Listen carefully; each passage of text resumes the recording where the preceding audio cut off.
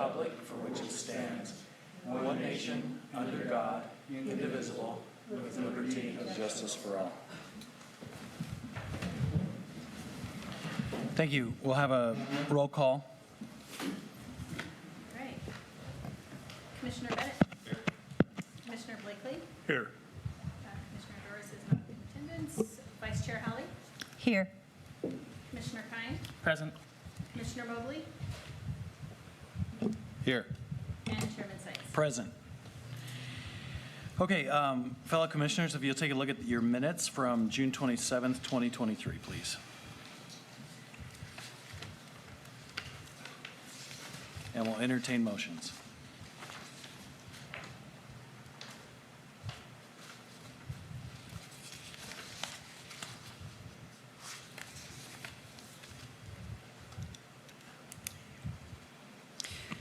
I will make a motion to approve of the approval of minutes from June 27th, 2023. Second. Okay, we have a motion and a second. All in favor of approving the minutes, please say aye. Aye. Any opposed? Motion passes. At this time, members of the public may be heard on any item of interest that's not on the agenda. Speakers addressing the commission will be limited to 3 minutes per speaker. Please be advised that this commission is not able to deliberate or take action on any items that come up during oral comments, but now's the time, via Zoom or in person.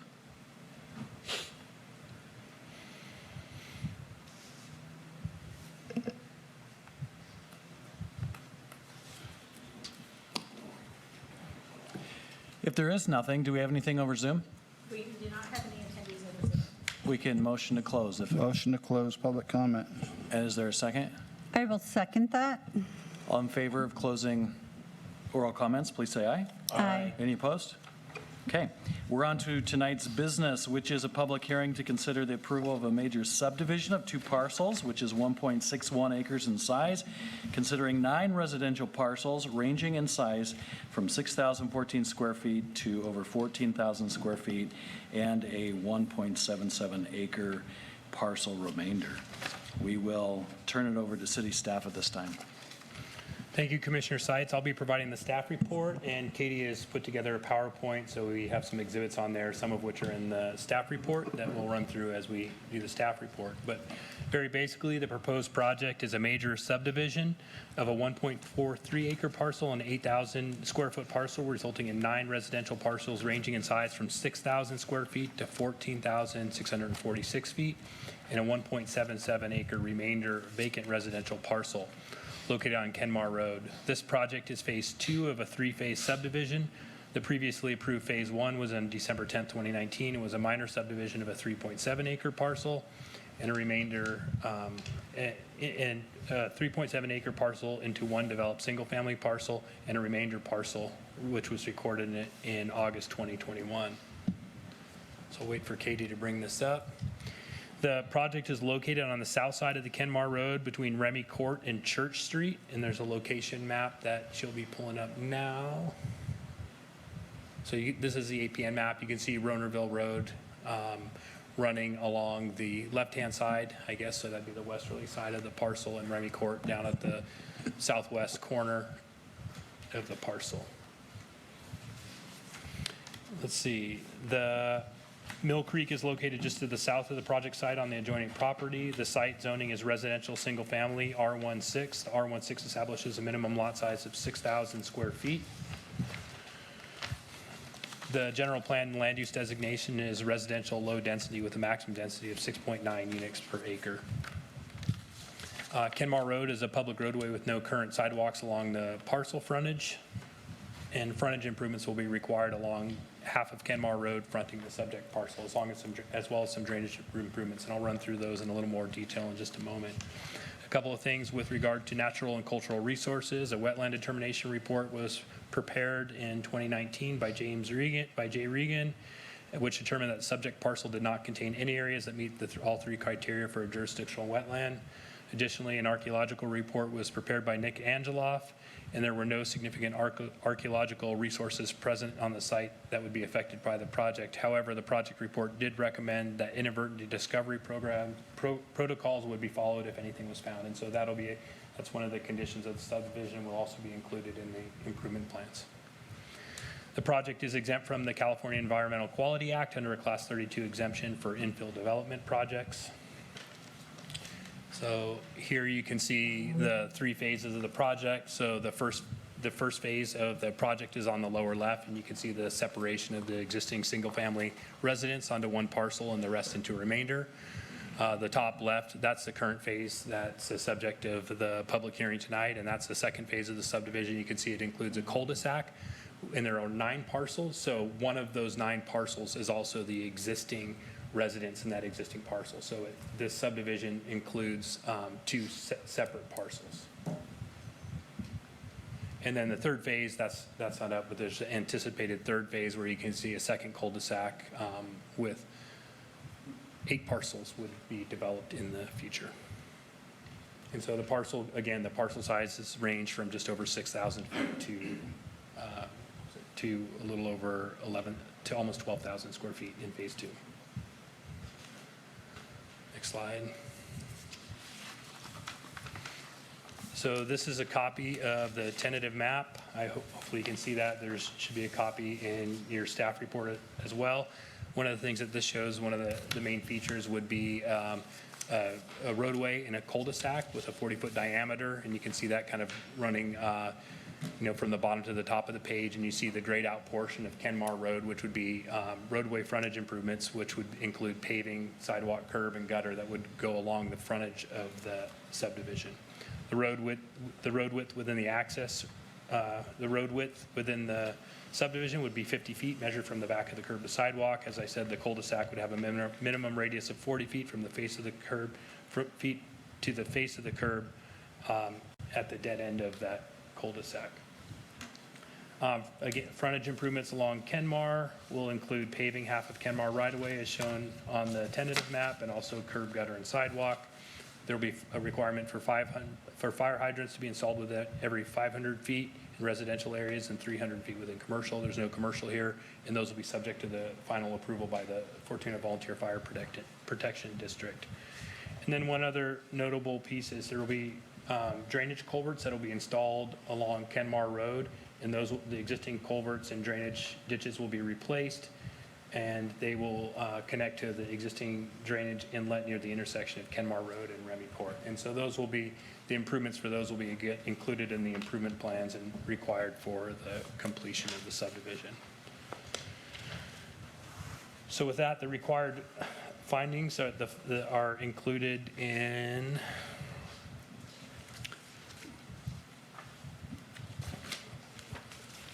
attachment F.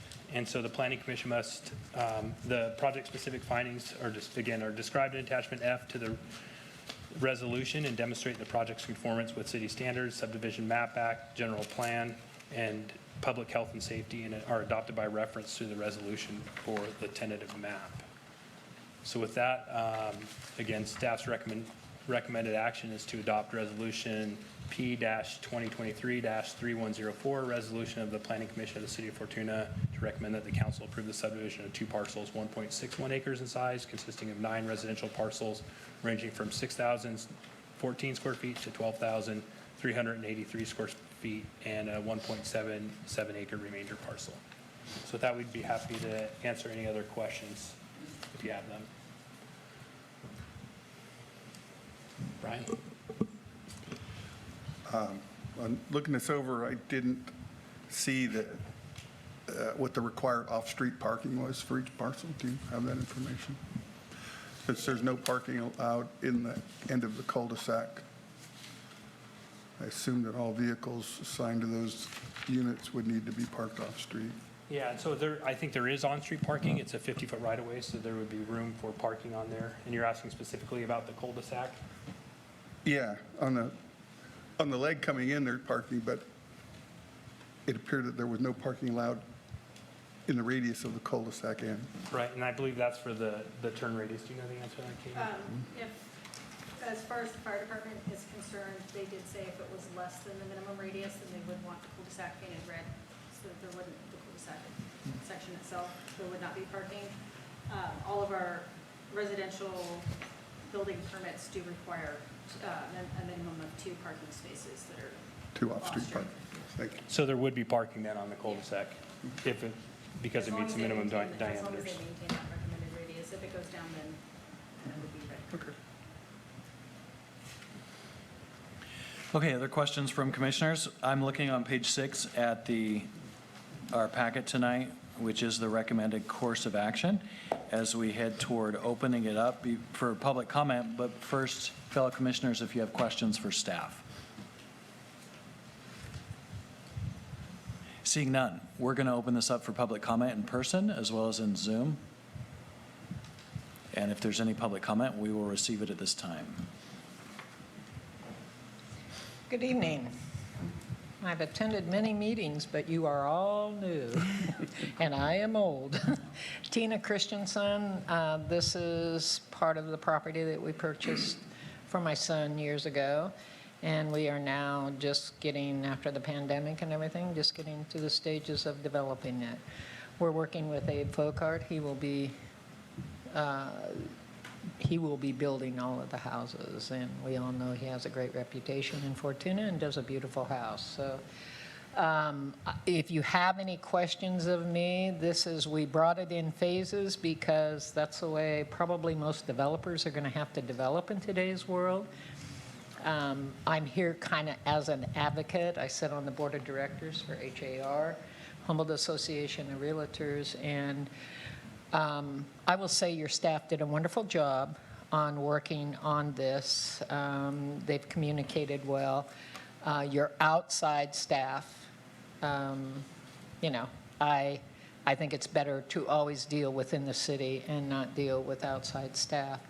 But I think things are coming to a change, and I think all areas in Humboldt County are going to have to stop and take a look at them. That's something that happens with the general plan and all of that. But where you see we're creating 6,000 and 12,000 square foot lot, the new norm is not going to be that anymore because we're out of housing.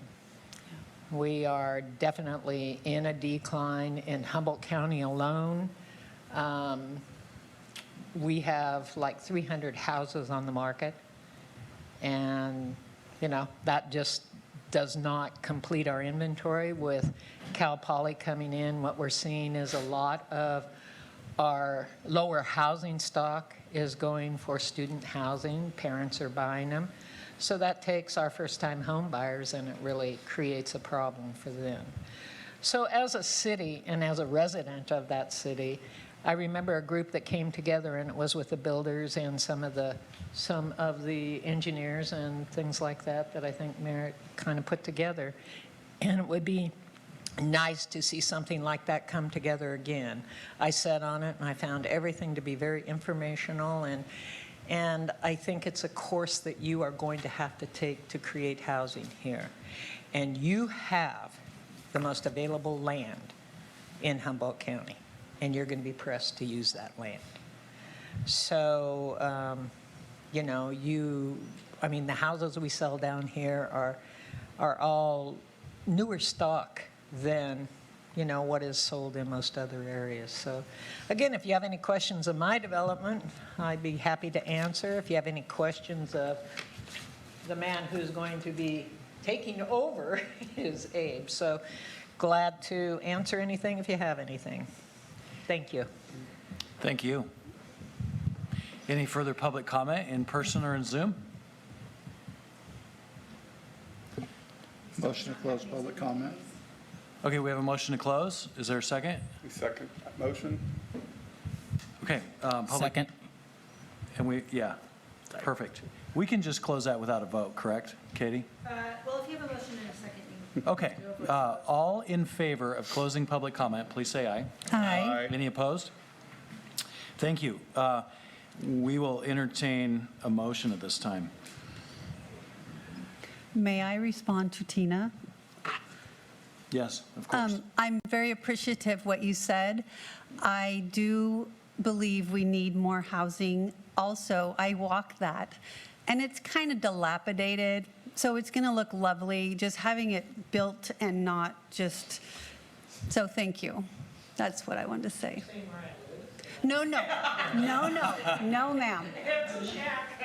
No, ma'am, not your house, just the road, that's all. I walk better. It will look nice, sidewalks and all, I'll like that, thank you. And I would like to ask a question of staff. Were there any comments from neighbors or anything regarding the subdivision? Did we get anything? Okay. There was some questions today from Phil Nyberg. He owns an undeveloped property across the road, and he had some questions about roadway, and our engineer answered those today. And I think his primary concern was, can we have a road if it doesn't exactly offset where this cul-de-sac was? And it's a pretty low volume street, so our engineer worked with him, and I think they came to agreement. And if he wasn't satisfied with those answers, he would have been here tonight. Okay. So. Any other questions? I said first person in. I'll make a motion. Motion to adopt Resolution P 2023-3104, resolution of the Planning Commission of the City of Fortuna. Recommendation of the City Council approve a subdivision of 2 parcels, 1.61 acres in size, consisting of 9 residential parcels ranging in size from 6,014 feet to 12,383 square feet, and a 1.77 acre remainder parcel. All right, roll call vote. Commissioner Bennett? Approve.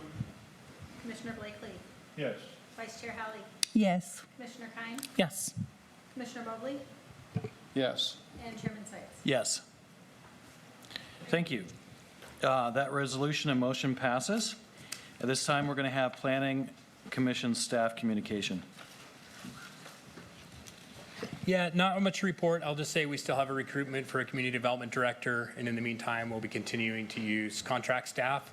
It's uncertain, if we'll be able to find somebody with our recruitment or if we'll have to consider contracting some of our planning services. So that'll be a discussion that we'll have to have once that recruitment closes, and we'll have to think if, what we want our long-term structure to be if we're unsuccessful with that recruitment. But right now, engineering and planners, it's a very competitive field. It's tough to find people. I think the wage we're paying is a reasonable wage and consistent with what Fortuna's wages are relative to a lot of the other agencies. We're always like 10% or a little more below. But, I'm just surprised that we haven't seen anybody apply for that position yet. So for the time being, we're going to continue to contract that out. Again, I mentioned last time the mill site, we're getting very close on a conceptual plan for the Fortuna mill site that we'll use as a basis for the specific plan, and we're working with the developer to really have kind of a consensus plan that we move forward and bring to some public meetings to really start the process. So again, I'm optimistic that we'll be able to bring that in front of the Planning Commission in the near future. So those are some of the bigger things that are happening right now that we're working on. That's all I have. Okay, anything else? It is likely that we will be canceling the July 25th meeting, but we should have the first meeting in August. Thank you. We're at that special point in the meeting in which we will entertain a motion for adjournment. Motion to close. Second. All in favor? Aye. Very good. Meeting adjourned. Thank you.